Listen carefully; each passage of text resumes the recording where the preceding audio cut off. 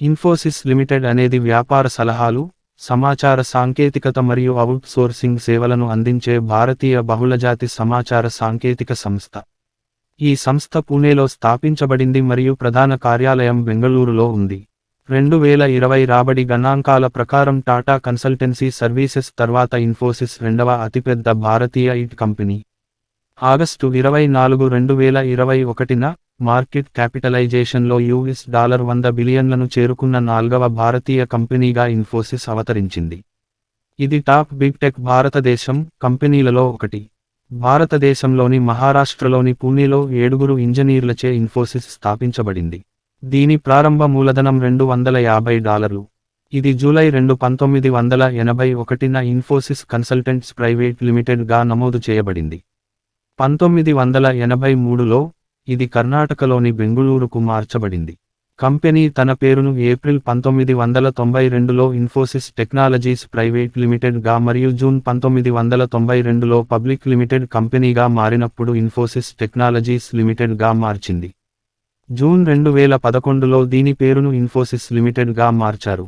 ప్రారంభ public offer IPO ఫిబ్రవరి 1993లో $95, 2023లో $690 లేదా $8 మరియు 60 సెంట్లుకి సమానం తో $20 పుస్తక విలువ 2023లో $150 లేదా $1 మరియు 80 సెంట్లుకి సమానం ఒక్కో షేరుకు. IPO తక్కువ సబ్స్క్రైబ్ చేయబడింది, అయితే ఇది US ఇన్వెస్ట్మెంట్ బ్యాంక్ మోర్గాన్ స్టాన్లీచే బెయిల్ అవుట్ చేయబడింది. ఇది ఆఫర్ ధర వద్ద 13% ఈక్విటీ వాటాను కైవసం చేసుకుంది.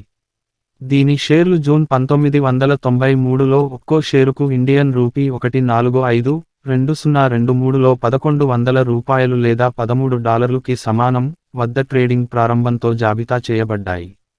ఇన్ఫోసిస్ షేర్లు 1999లో నాస్డాక్ స్టాక్ ఎక్స్చేంజ్లో అమెరికన్ డిపాజిటరీ రసీదులు ADR గా జాబితా చేయబడ్డాయి.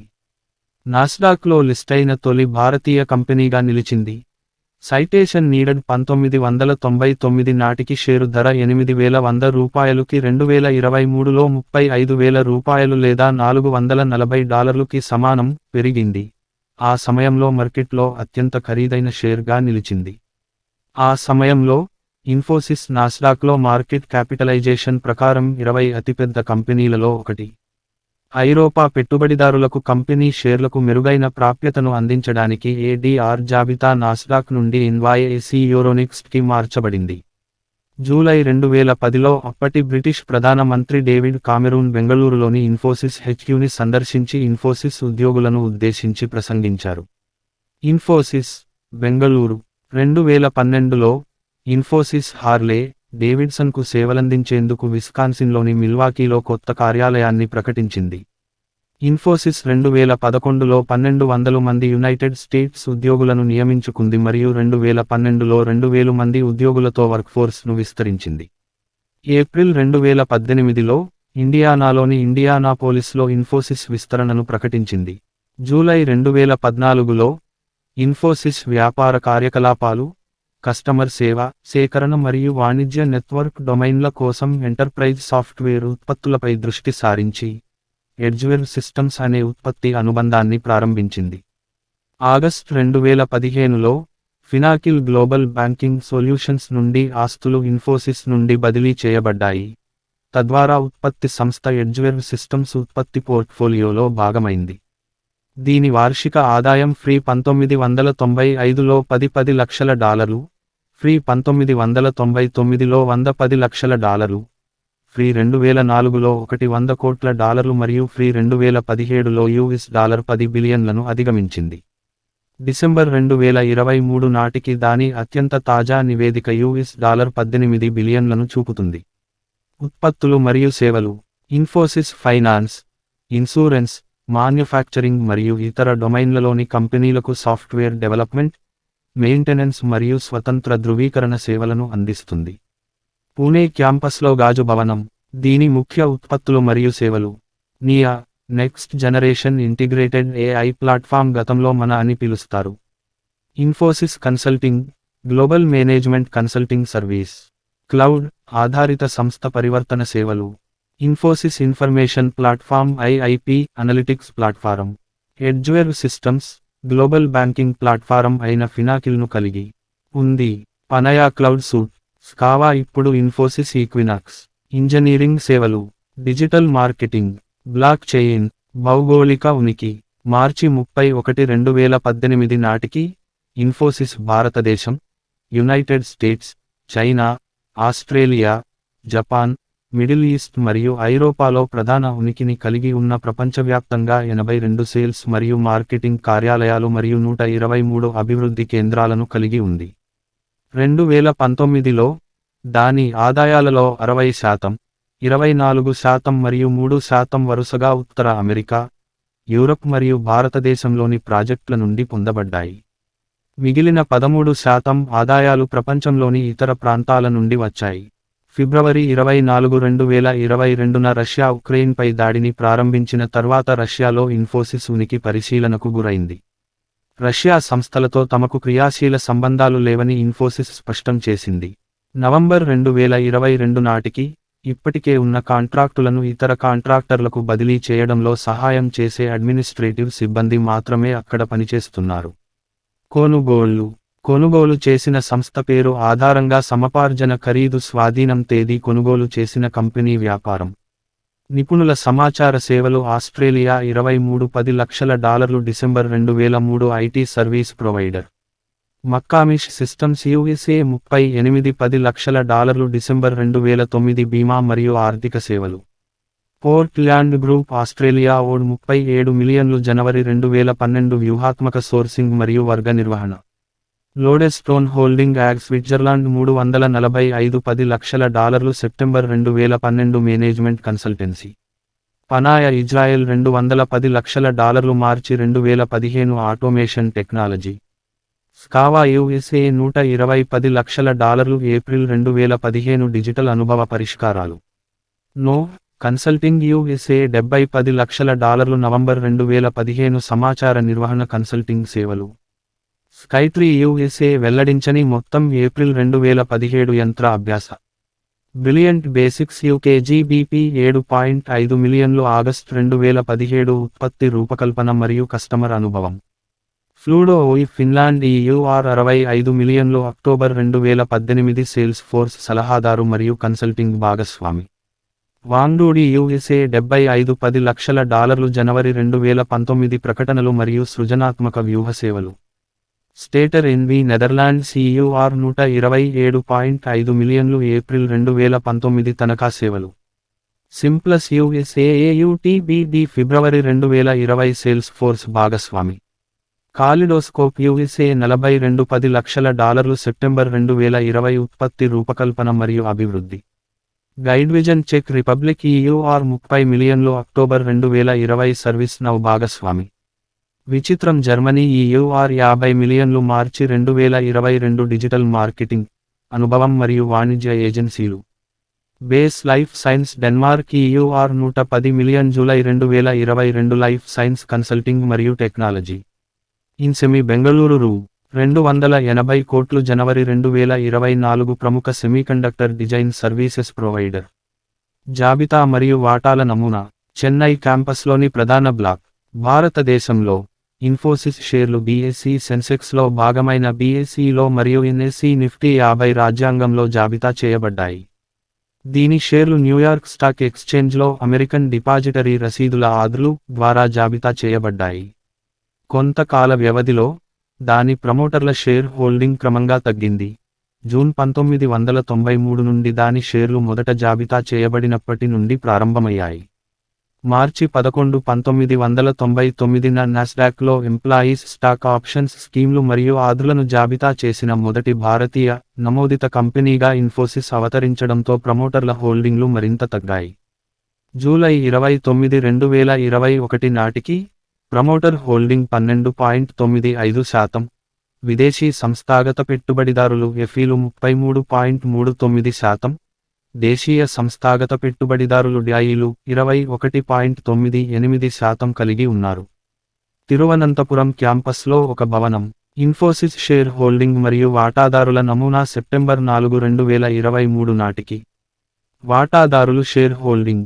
ప్రమోటర్ల సమూహం 14.94%. విదేశీ సంస్థాగత పెట్టుబడిదారులు ఫీ 33.44%. దేశీయ సంస్థాగత పెట్టుబడిదారులు డి 34.86%. ప్రజా 16.44%. ఇతరులు 0.32%. మొత్తం 100%. కార్యకలాపాలు. ఉద్యోగులు 2021 నాటికి ఇన్ఫోసిస్ మొత్తం 2,59,619 మంది ఉద్యోగులను కలిగి ఉంది. సాధారణంగా ఇన్ఫోసియన్స్ అని పిలుస్తారు. వీరిలో 38.6% మంది మహిళలు.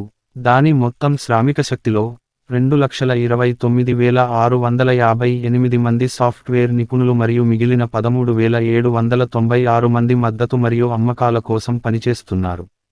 2016లో దాని ఉద్యోగులు 89% భారతదేశంలోనే ఉన్నారు.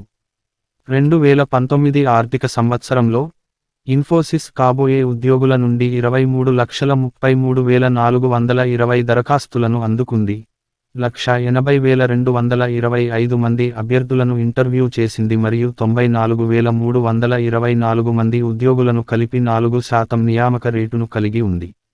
ఈ సంఖ్యలు దాని అనుబంధ సంస్థలను కలిగి ఉండవు. జనవరిలో దాని Q3 FY22 ఫలితాలలో ఇన్ఫోసిస్ సెప్టెంబర్ త్రైమాసికంలో 20.1% నుండి 25.5%కి పెరిగిందని నివేదించింది. ఇది మూడవ త్రైమాసికానికి రూ. 5,809 కోట్ల లాభాన్ని ప్రకటించింది మరియు గ్లోబల్ గ్రాడ్యుయేట్ హైరింగ్ ప్రోగ్రాంలో భాగంగా FY22 కోసం 55,000 మంది ఫ్రెషర్లను నియమించుకోవాలని యోచిస్తున్నట్లు తెలిపింది. మైసూర్లోని శిక్షణా కేంద్రం. మైసూర్ క్యాంపస్లోని అభివృద్ధి కేంద్రం ప్రపంచంలోనే అతి పెద్ద కార్పొరేట్ విశ్వవిద్యాలయంగా 337 ఎకరాల క్యాంపస్లో ఉన్న ఇన్ఫోసిస్ గ్లోబల్ ఎడ్యుకేషన్ సెంటర్లో 400 మంది బోధకులు మరియు 200+ తరగతి గదులు ఉన్నాయి. అంతర్జాతీయ ప్రమాణాలను కలిగి ఉంది. 2002లో స్థాపించబడిన ఇది జూన్ 2015 నాటికి దాదాపు 1,25,000 మంది ఇంజనీరింగ్ గ్రాడ్యుయేట్లకు శిక్షణనిచ్చింది. ఇది వివిధ సాంకేతికతలపై ఒక నిర్దిష్ట సమయంలో 14,000 మంది ఉద్యోగులకు శిక్షణ ఇవ్వగలదు.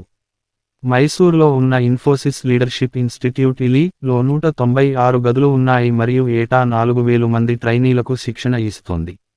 దీని ఉద్దేశ్యం ఇన్ఫోసిస్లోని సీనియర్ నాయకులను ప్రస్తుత మరియు భవిష్యత్తు కార్యనిర్వాహక నాయకత్వ పాత్రల కోసం సిద్ధం చేయడం మరియు అభివృద్ధి చేయడం. మైసూర్లోని ఇన్ఫోసిస్ శిక్షణా కేంద్రం tennis, badminton, basketball, swimming pool, gym మరియు బౌలింగ్ అల్లే వంటి అనేక పాఠ్యేతర సౌకర్యాలను కూడా అందిస్తుంది. ఇది BCCI చే ఆమోదించబడిన అంతర్జాతీయ స్థాయి క్రికెట్ మైదానాన్ని కలిగి ఉంది. CEOలు 1981లో స్థాపించబడినప్పటి నుండి 2014 వరకు ఇన్ఫోసిస్ యొక్క CEOలు దాని ప్రమోటర్లుగా ఉన్నారు. దాని ప్రారంభ 21 సంవత్సరాలలో ఎన్ఆర్ నారాయణ మూర్తి కంపెనీని నడిపించారు. డాక్టర్ విశాల్ సిక్కా మొదటి ప్రమోటర్ కాని CEO. అతను సుమారు 3 సంవత్సరాలు ఆ పదవిలో ఉన్నాడు. సిక్కా ఆగస్టు 2017లో రాజీనామా చేశారు. అతని రాజీనామా తర్వాత ప్రవీణ్ రావు సంస్థ యొక్క తాత్కాలిక CEO మరియు గా నియమితులయ్యారు. ఇన్ఫోసిస్ జనవరి 2, 2018 నుండి సలీల్ పరేఖ్ను చీఫ్ ఎగ్జిక్యూటివ్ ఆఫీసర్ CEO మరియు మేనేజింగ్ డైరెక్టర్ MD.గా నియమించింది. ఇన్ఫోసిస్ CEOల జాబితా. పోర్ట్రెయిట్ చిత్రం పేరు కాలం. నారాయణ మూర్తి 1981 నుండి మార్చి 2002 వరకు. నందన్ నీలేకని మార్చి 2002 నుండి ఏప్రిల్ 2007 వరకు. క్రిస్ గోపాలకృష్ణన్ ఏప్రిల్ 2007 నుండి ఆగస్టు 2011 వరకు. SD శిబులాల్ ఆగస్టు 2011 నుండి జూలై 2014 వరకు. విశాల్ సిక్కా ఆగస్టు 2014 నుండి ఆగస్టు 2017 వరకు. UB ప్రవీణ్ రావు మధ్యంతర ఆగస్టు 2017 నుండి డిసెంబర్ 2017 వరకు. సలీల్ ఎస్. పరేఖ్ జనవరి 2018 నుండి. అవార్డులు మరియు గుర్తింపు. 2021లో Infosys Forrester wave application modernisation మరియు మైగ్రేషన్ సర్వీసెస్లో లీడర్గా నిలిచింది. 2021లో ఇన్ఫోసిస్ డేటా మరియు అనలిటిక్స్ సేవల కోసం గార్ట్నర్ మ్యాజిక్ క్వాడ్రంట్లో లీడర్గా నిలిచింది. 2020లో HFS top 10 agile software development 2020 నివేదికలో ఇన్ఫోసిస్ నంబర్ 1 స్థానంలో నిలిచింది. 2020లో ఇన్ఫోసిస్ రిటైల్ మరియు CPG డిజిటల్ సర్వీసెస్లో అగ్రగామిగా అవసంత్ ద్వారా గుర్తించబడింది. 2019లో ఇన్ఫోసిస్ క్లైమేట్ న్యూట్రల్ నౌ విభాగంలో ఐక్యరాజ్యసమితి గ్లోబల్ క్లైమేట్ యాక్షన్ అవార్డును గెలుచుకుంది. 2019లో ఫోర్బ్స్ చేత ఇన్ఫోసిస్ ప్రపంచంలోని 3వ అత్యుత్తమ గుర్తింపు పొందిన కంపెనీగా ర్యాంక్ పొందింది. 2017లో HFS research manage security services industry 4.0 services మరియు యుటిలిటీ ఆపరేషన్స్ కోసం హెచ్ఎఫ్ఎస్ బ్లూప్రింట్ విజేత సర్కిల్లో ఇన్ఫోసిస్ను చేర్చింది. 2013లో హెచ్ఎఫ్ఎస్ రీసెర్చ్ ద్వారా ఇన్ఫోసిస్ ప్రపంచంలోనే 18వ అతిపెద్ద IT సేవల ప్రదాతగా నిలిచింది. అదే సంవత్సరంలో ఫోర్బ్స్ ప్రపంచంలోని అత్యంత వినూత్నమైన కంపెనీల జాబితాలో 53వ స్థానంలో నిలిచింది. 2012లో ఫోర్బ్స్ చేత ప్రపంచంలోని అత్యంత వినూత్నమైన కంపెనీలలో ఇన్ఫోసిస్ 19వ స్థానంలో నిలిచింది. అదే సంవత్సరంలో ఇన్ఫోసిస్ 2012 కొరకు న్యూస్వీక్ యొక్క గ్రీన్ ర్యాంకింగ్స్లో టాప్ 20 గ్రీన్ కంపెనీల జాబితాలో ఉంది. 2006లో institute of chartered accountants of India ఇన్ఫోసిస్ను హాల్ ఆఫ్ ఫేమ్లోకి చేర్చింది. ఇది వరుసగా 11 సంవత్సరాల పాటు బెస్ట్ ప్రెజెంటెడ్ అకౌంట్స్ విజేతగా నిలిచింది. వివాదాలు. ఈ విభాగం కొన్ని ఆలోచనలు, సంఘటనలు లేదా వివాదాలకు అనవసరమైన బరువును ఇవ్వవచ్చు. దయచేసి మరింత సమతుల్యమైన ప్రెజెంటేషన్ని రూపొందించడానికి సహాయం చేయండి. ఈ సందేశాన్ని తీసివేయడానికి ముందు ఈ సమస్యను చర్చించి పరిష్కరించండి. ఫిబ్రవరి 2024. ఈ కథనం యొక్క విమర్శ లేదా వివాదం విభాగం వ్యాసం యొక్క తటస్థతకు రాజీ పడవచ్చు. దయచేసి చర్చా పేజీలో చర్చ ద్వారా ప్రతికూల సమాచారాన్ని తిరిగి వ్రాయడానికి లేదా ఇతర విభాగాలకు చేర్చడానికి సహాయం చేయండి. ఫిబ్రవరి 2024. ఈ విభాగం యొక్క తటస్థత వివాదాస్పదమైంది. సంబంధిత చర్చా పేజీలో చూడవచ్చు. దయచేసి షరతులు నెరవేరే వరకు ఈ సందేశాన్ని తీసివేయవద్దు. ఫిబ్రవరి 2024. ఈ టెంప్లేట్ సందేశాన్ని ఎలా మరియు ఎప్పుడు తీసివేయాలో తెలుసుకోండి. అస్లో పన్ను మోసం పరిష్కారం. డిసెంబర్ 2019లో California attorney general Xavier Becerra Infosys మరియు దాని BPM బిజినెస్ ప్రాసెస్ మేనేజ్మెంట్ అనుబంధ సంస్థపై $8 లక్షల సెటిల్మెంట్ను ప్రకటించారు. స్టేట్ ఆఫ్ కాలిఫోర్నియా వెబ్సైట్లో అందుబాటులో ఉన్న అధికారిక పోస్ట్ ప్రకారం దాదాపు 500 మంది ఇన్ఫోసిస్ ఉద్యోగులు 2006 మరియు 2017 మధ్యకాలంలో H-1B వీసాలకు బదులుగా ఇన్ఫోసిస్ ప్రాయోజిత B-1 వీసాలపై రాష్ట్రంలో పనిచేస్తున్నారు. ఈ తప్పుడు వర్గీకరణ ఫలితంగా ఇన్ఫోసిస్ నిరుద్యోగ బీమా, వైకల్యం బీమా మరియు ఉపాధి శిక్షణ పన్నుల వంటి కాలిఫోర్నియా పేరోల్ పన్నులను తప్పించింది. అస్లో వీసా మోసం ఆరోపణ. 2011లో H-1B పని వీసాలు అవసరమయ్యే పని కోసం B-1 విజిటర్ వీసాలను ఉపయోగించడం ద్వారా ఇన్ఫోసిస్ వీసా మోసానికి పాల్పడినట్లు ఆరోపణలు వచ్చాయి. ఇన్ఫోసిస్కు చెందిన అమెరికన్ ఉద్యోగి అంతర్గత ఫిర్యాదులో తొలుత ఈ ఆరోపణలు చేశారు. అనంతరం తనను వేధించారని, బయటకు మాట్లాడి పక్కన పెట్టారని ఆరోపిస్తూ కంపెనీపై దావా వేశాడు. ఆ కేసు కొట్టివేయబడినప్పటికీ, ఇదే విధమైన మరొక కేసుతో పాటు ఆరోపణలను US అధికారుల దృష్టికి తీసుకువెళ్లారు మరియు US department of homeland security మరియు ఫెడరల్ గ్రాండ్ జ్యూరీ దర్యాప్తు ప్రారంభించాయి. అక్టోబర్ 2013లో ఇన్ఫోసిస్ US $34 లక్షల చెల్లించి US అధికారులతో సివిల్ దావాను పరిష్కరించుకోవడానికి అంగీకరించింది. ఇన్ఫోసిస్ నేరాన్ని అంగీకరించడానికి నిరాకరించింది మరియు సుదీర్ఘమైన వ్యాజ్యం యొక్క ఉపద్రవాన్ని నివారించడానికి జరిమానా చెల్లించడానికి మాత్రమే అంగీకరించిందని నొక్కి చెప్పింది. కంపెనీ తన ప్రకటనలో సెటిల్మెంట్లో ప్రతిబింబించినట్లుగా దైహిక వీసా మోసం, పోటీ ప్రయోజనం కోసం వీసాల దుర్వినియోగం లేదా ఇమ్మిగ్రేషన్ దుర్వినియోగం వంటి ఏవైనా దావాలను ఇన్ఫోసిస్ తిరస్కరించింది మరియు వివాదాస్పదం చేస్తుంది. ఆ వాదనలు నిరూపించబడని వాదనలు. తప్పుగా పని చేస్తున్న ఆదాయపు పన్ను, GST మరియు MCA పోర్టల్. 2016 నుండి ఇన్ఫోసిస్ టాటా కన్సల్టెన్సీ సర్వీసెస్ నుండి కాంట్రాక్ట్ తీసుకున్న తర్వాత పోర్టల్లు పనిచేయకపోవడం మరియు తక్కువ పనితీరు గురించి అనేకసార్లు ఫిర్యాదు చేశారు. ఆదాయపు పన్ను పోర్టల్ బహుళ పన్ను కాలాల గడువు తేదీలో పడిపోయింది మరియు పన్ను చెల్లింపుదారులు ఆలస్య రుసుములు మరియు పెనాల్టీలను చెల్లించడం ముగించారు మరియు దీని కారణంగా గడువు తేదీలను పొడిగించడానికి ప్రభుత్వం అనుమతించింది. చార్టర్డ్ అకౌంటెంట్లు మరియు కంపెనీ సెక్రటరీలు గడువు తేదీలలో MCA పోర్టల్తో సమస్యలను లేవనెత్తారు. నిబంధనలు పాటించని కారణంగా చాలా కంపెనీలు అదనపు ఫీజులు మరియు జరిమానాలకు బాధ్యులుగా మారాయి. ఈ సమస్య భారత ప్రభుత్వం యొక్క ఈజ్ ఆఫ్ డూయింగ్ బిజినెస్ కార్యక్రమాలకు విరుద్ధంగా ఉంది. కలు మరియు పన్ను నిపుణులు లోపభూయిష్ట జీఎస్టీ పోర్టల్ మరియు ఈ సమస్యలను సరిదిద్దడంలో వారి అసమర్థత గురించి ఆందోళన వ్యక్తం చేశారు. ఇన్ఫోసిస్ పై చర్యలు తీసుకోవడంలో ప్రభుత్వం నిరంతరం విఫలమైనందుకు కలు మరియు ఇతర వాటాదారుల నుండి తీవ్ర విమర్శలను ఎదుర్కొంది మరియు పబ్లిక్ ఫండ్ భారీగా దుర్వినియోగం చేయబడిందని ఆరోపించారు.